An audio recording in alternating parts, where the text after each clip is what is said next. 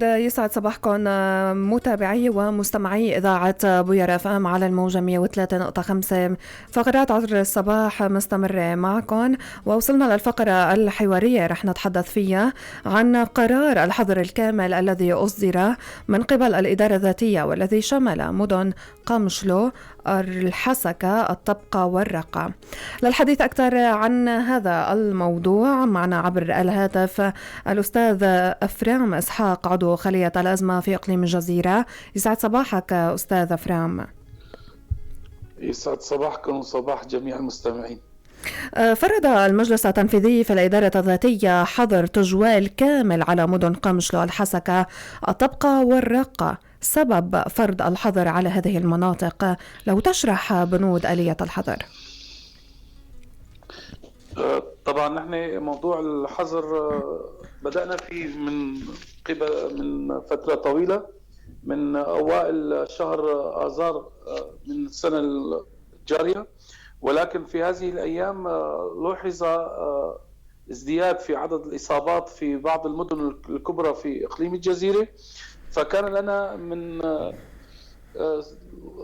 فترة حظر كلي على مدينة ديريك، فكان هناك عزل لمدينة ديريك وحظر كامل، ومع متابعة تقارير هيئة الصحة في شمال سوريا وأعداد الإصابات في المدن الكبرى. لوحظ هناك إصابات كثيرة في مدينة القامشلي ومدينة الحسكة والطبقة والرقة بعد الحظر اللي كان مفروض على ديريك. فكان القرار هو فرض حظر كلي على هذه المدن لكي نستطيع تخفيف من انتشار هذا المرض، لأنه عندما فرضنا الحظر الكلي على مدينة ديريك كان هناك نتائج إيجابية. يعني الإصابات كانت من 50 و60 إصابة باليوم. اليوم الأخير من الحجر كان هناك 11 إصابة فقط. فلهذا نحن أخذنا قرار بفرض الحظر الكلي على هذه المدينتين في إقليم الجزيرة. يعني رح نعتبر أنه هل نجحت فترة الحظر على مدينة ديريك من السيطرة على الفيروس؟ هل قوبلت بالنجاح وعلى ذلك أخذتم بقرار الحظر الكامل على هذه المدن الكبرى؟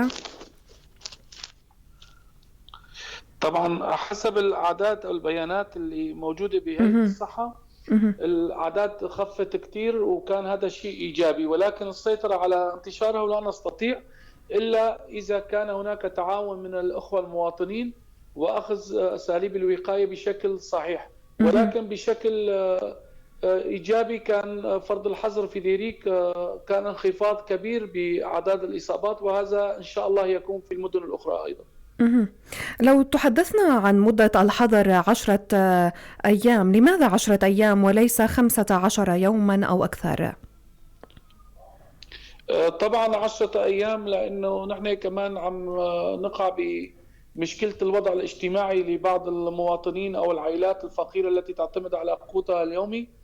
لهذا رأينا أنه فترة 15 يوم هي فترة طويلة، وسوف يكون هناك أزمة اجتماعية بسبب المواطنين الذين لديهم أعمال يومية. لهذا اكتفينا بموضوع 10 أيام، وسوف يكون هناك إجراءات أخرى هي إجراءات وقائية بعد الحظر الكلي. وبسبب موقع أو جغرافية المدن الكبرى واستراتيجيتها كمدينة الحسكة والقامشلي، لأنهم مراكز كبرى في إقليم الجزيرة، ويوجد بعض الأمور متعلقة بها من موضوع الخضرة وموضوع المواد الغذائية كمركز تجاري وتوزيع للمدن الأخرى. لهذا لم تكن المدة طويلة، 10 أيام كانت، وسوف يكون إجراءات أخرى لاحقا. سيد أفرام، لو تخبرنا عن آخر المستجدات حول أعداد الإصابات بفيروس كورونا في المناطق المشمولة بالحظر.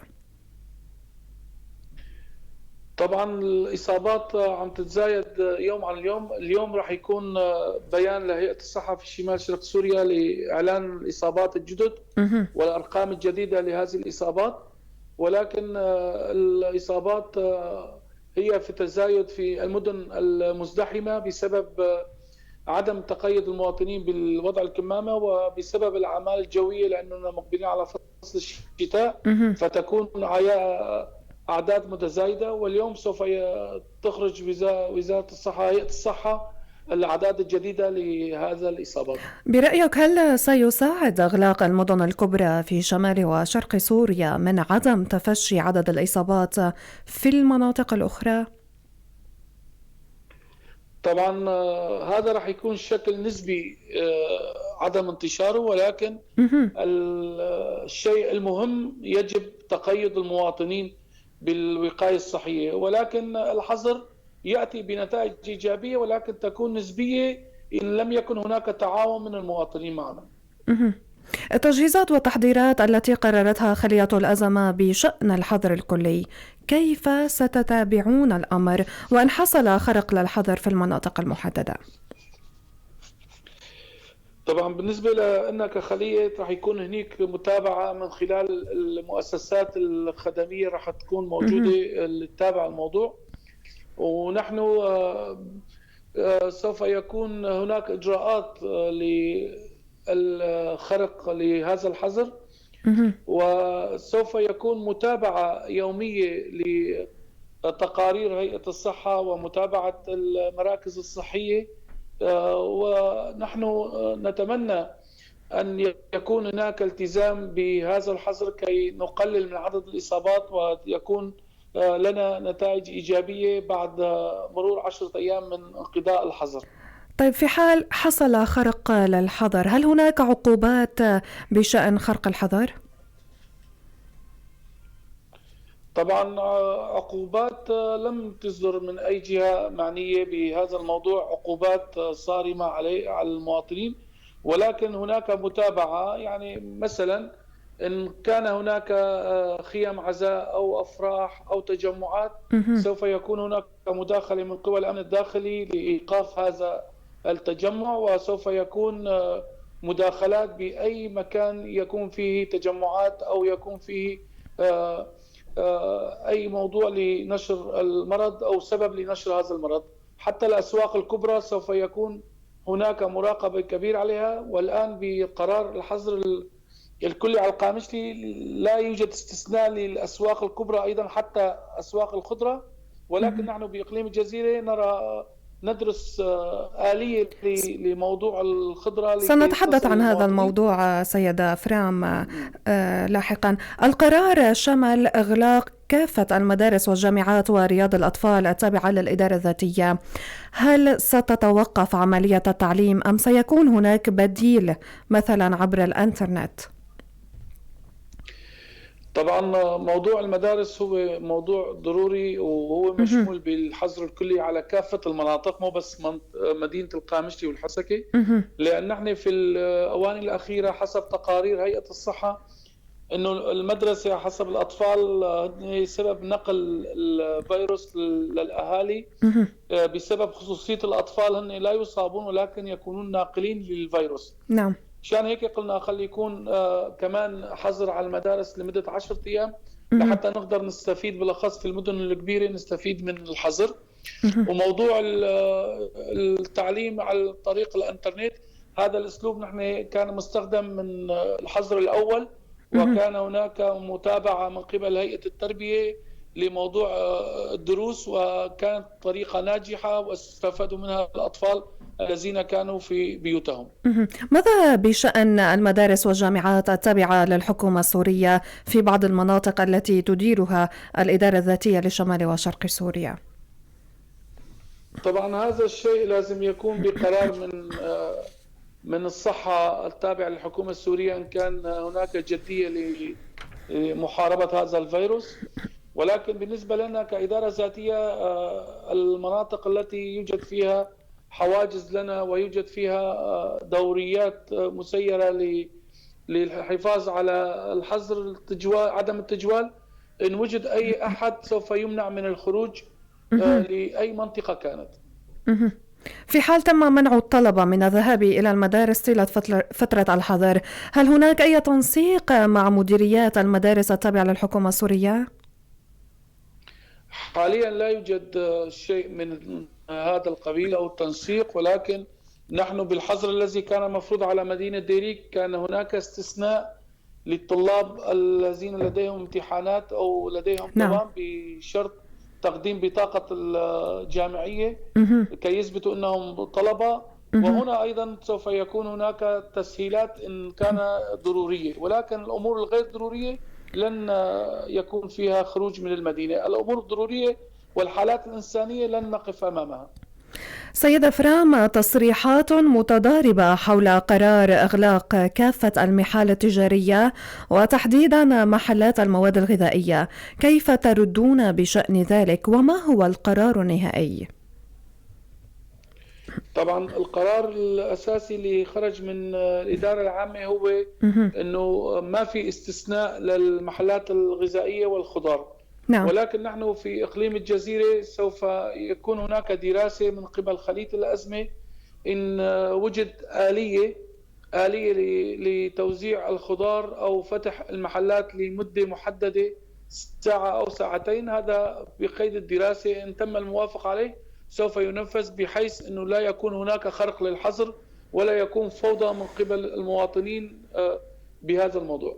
أيضا هيئة الصحة وفي تصاريح صحفية أعلنت بأن الإغلاق سيشمل فقط الأسواق الكبرى في المدن، ما تعليقكم؟ طبعا الأسواق الكبرى هنا تشمل نوعين. الأسواق الكبرى هي الأسواق المركزية في كل مدينة، نعم. ويوجد أسواق في المدن اللي يسموها بالعامية الأسواق الأحد أو الاثنين أو الثلاثاء، اللي عم تكون هاي كمان راح يكون غلق تام لها. مهم. المحلات داخل الحارات لا يوجد استثناء لها بالوقت الحالي. إن كانت ضرورة سوف يكون هناك بالتعميم خاص من خلية الأزمة بإقليم الجزيرة إن كان هناك ضرورة. مهم. لو نتحدث عن الطرق والمعابر التجارية، هل ستكون مفتوحة من وإلى المدن المشمولة بالحظر؟ طبعا المعابر كمان ما راح يكون مفتوحة. للتنقل من الداخل السوري لمناطق شمال شرق سوريا سوف يتوقف مع بداية اليوم الأول للحظر. بالنسبة لمدينتي قامشلي والحسكة أيضا والرقة وطبقة لا يوجد دخول وخروج عليها إلا بالحالات الاستثنائية، الإزعاف أو الحالات الإنسانية الضرورية. أما المعابر فالمعابر مغلقة، مكان معبر التائهة، معبر الطبقة، مهم. لا يوجد تسيير رحلات بهذا المعبر، سوف تتوقف المعابر مع الداخل السوري بشكل عام. إذن هل هناك آلية تنسيق ومتابعة مع المعابر والطرف التي تسيطر عليها الحكومة السورية؟ طبعا نحن بالقرار الذي صدر هو واضح، ونحن من جهتنا المعابر سوف توقف، إدارة المعابر سوف تغلق هذه المعابر، مهم. وتم إبلاغ جميع الشركات النقل أنه لا يوجد أي رحلات تسير. الأطراف الثانية سوف تكون مرتبطة بدخول وخروج الباصات. إن لم يكن هناك رحلات من طرفنا فلن يكون هناك رحلات من الطرف الآخر أيضا. نعم، مواقع التواصل الاجتماعي ضجت بالملاحظات والتعليقات حول هذا الحظر المفاجئ، والكل يتخوف من جشع التجار، وخاصة في ظل ارتفاع سعر صرف الدولار مقابل الليرة السورية. تعليقكم والإجراءات التي ستتخذها خلية الأزمة؟ طبعا نحن بالحظر المفروض بكافة المدن، ليس في القامشي والحسكة فقط. نعم. المديريات التابعة لنا، مديريات التموين، مديريات المحروقات التي تتابع أمور المحروقات، مديرية التموين التي تتابع غلاء الأسعار والتجار. هذه المديريات هي مستمرة بعملها ومراقبة وتعمل بشكل يومي كي تراقب التجار، وهناك مراقبة للسوق. لكن هذا الموضوع هو يجب أن يكون موضوع أخلاقي عند بعض الأشخاص الذين يتعاملون بالمواد الغذائية والأدوية، لأن الموضوع ليس موضوع مراقبة فقط، بل موضوع أخلاقي أيضا بسبب هذه الأزمة التي نعيشها. ولكن نحن بهذا الموضوع لنا قرارات صارمة، وسوف يكون محاسبة لأي عملية استغلال للمواطن. متابعون يودون الاستفسار عن حركة المطار، هل سيشمل الحظر حركة مطار قمشلو؟ طبعا قرار إغلاق مطار قامشلي ليس لدى الإدارة الذاتية، ولكن نحن سوف يكون لنا إجراءات الذين يتنقلون من خلال هذا المطار، الذين طبعا من طرفنا من مناطقنا لن يكون هناك أي خروج مهم. الذين يقدمون سوف يكون في الطائرة القادمة من دمشق سوف يكون لنا إجراءات حازمة مقابلهم مهم. لفحصهم، وإن اضطررنا سوف يكون هناك حجر أيضا، ولكن نعم. بالوقت الحالي لا يوجد إغلاق المطار، ولكن نحن سوف يكون لنا دوريات من الهلال الأحمر والأمن الداخلي لفحص القادمون من دمشق. سيد أفرام، استثنى القرار المشافي والصيدليات، ماذا بالنسبة للعيادات الطبية؟ سيما المشافي تستقبل فقط الحالات الإسعافية.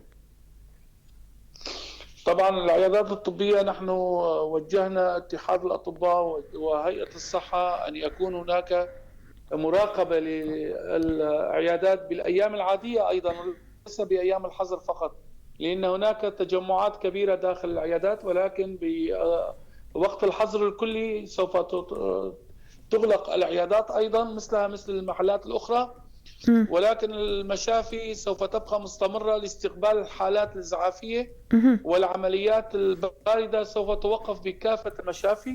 نعم. والصيدليات تم الاتفاق مع هيئة الصحة لوضع برنامج مناوبات مهم. كي تكون الصيدليات تقدم الخدمة وطلب المواطنين عند الضرورة. طالبت خلية الأزمة الوسائل الإعلامية بإرشاد وتوعية المواطنين حول الالتزام بفترة الحظر. مشروعكم في خلية الأزمة حول هذا الأمر، هل هناك فريق سيتواصل مع المؤسسات الإعلامية؟ كيف تعلق حول هذا الموضوع؟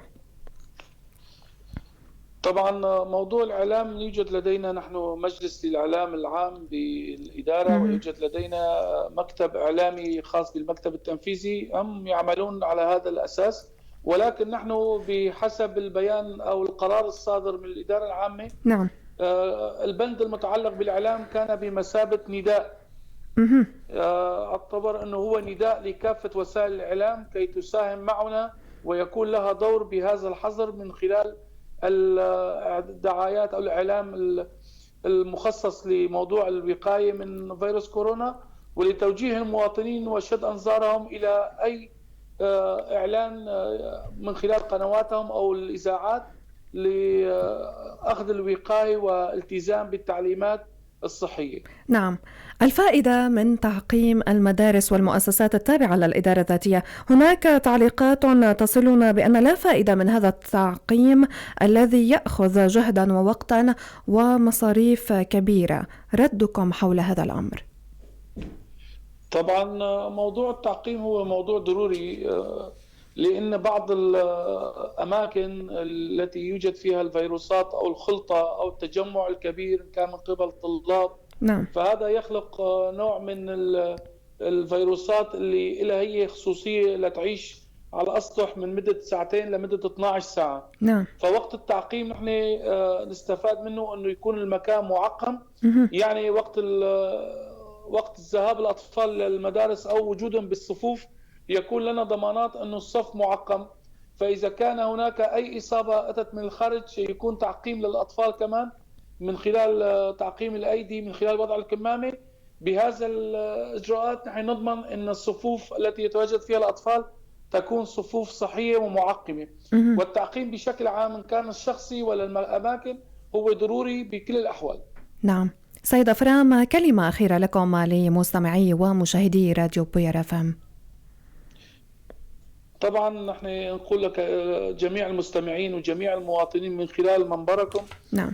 إن أساليب الوقاية وأخذ التعاليم والالتزام بالتعاليم والالتزام بالوقاية الصحية والتعليمات الإرشادات الصحية هذا ضروري كثيرا، لأن هذا الفيروس يتكاثر بشكل سريع وينتقل بشكل سريع، وأي شخص يتهاون بهذا الموضوع يكون هو معرض للإصابة مع عائلته بالكامل، ويوجد حالات إصابة عائلات بالكامل إن لم يكن هناك تقيد. فنحن نتمنى من جميع المواطنين الالتزام بالحظر، وهذا للسلامة العامة والسلامة الشخصية، ونتمنى السلامة لجميع المواطنين إن كان بشمال شرق سوريا وإن كان بسوريا عامة. كنت معنا عبر الهاتف السيد أفرام إسحاق، عضو خلية الأزمة في إقليم الجزيرة. شكرا جزيلا لك على هذه التوضيحات. شكرا لكم ولمستمعيكم الكرام. شكرا. مستمرين معكم بفقرات عطر الصباح ولكن بعد الفاصل.